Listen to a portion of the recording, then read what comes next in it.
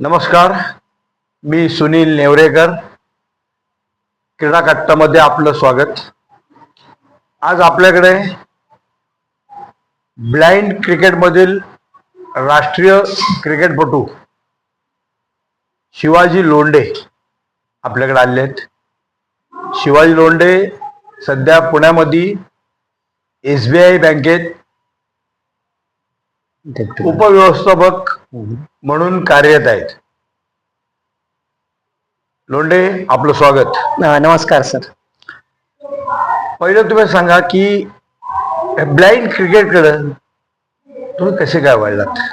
मी actually अंधशाळेमध्ये जेव्हा शिकत होतो तेव्हाच थोडंसं क्रिकेटची आवड लागली होती, रेडिओवरती कॉमेंट्री ऐकून वगैरे, आणि तेव्हापासून खेळायचो. शाळेत थोडंसं जास्ती खेळायचं वेळ असल्यामुळे ते पुढे हळूहळू डेव्हलप होत गेलं आणि मग मी शालेय क्रिकेटमध्ये पण शालेय राज्यस्तरीय स्पर्धांमध्ये खेळायचो.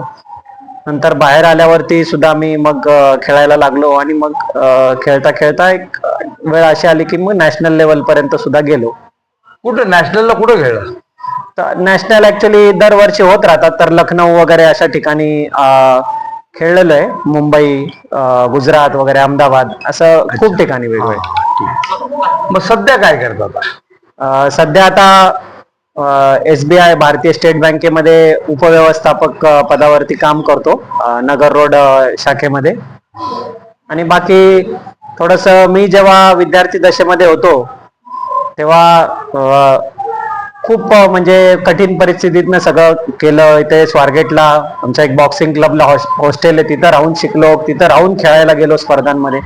तर आता ती एक जाणीव आहे की आपण मोठं झालो, सगळं झालं, पण आपल्यानंतर पण हे चालू राहिलं पाहिजे. म्हणून थोडं सामाजिक काम करतो. आपल्या राष्ट्रीय दृष्टीन संघ म्हणून एक अण्णांचीच संघटना आहे, तर त्याच्यामध्ये मी सेक्रेटरी म्हणून काम करतो, महासचिव म्हणून. याशिवाय आता नवीन जे आता विद्यार्थी आहेत यांना एक काय असा उपदेश देऊ शकाल?